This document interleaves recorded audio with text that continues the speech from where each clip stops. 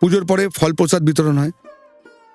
যে ফলগুলো আমাদের মাকে দিচ্ছে, যারা ফল দেয়, প্রচুর পরিমাণে ফল মানে ফলের গোডাউন হয়ে যায়, আড়ত বলতে পারেন।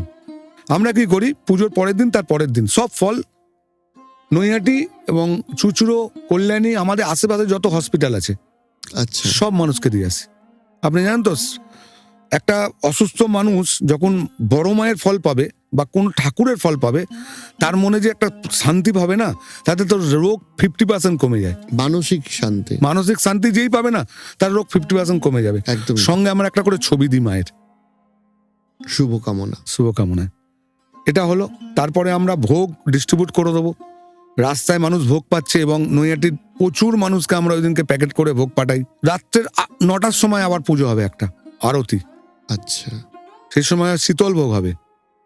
প্রথম দিন থাকবে লুচি,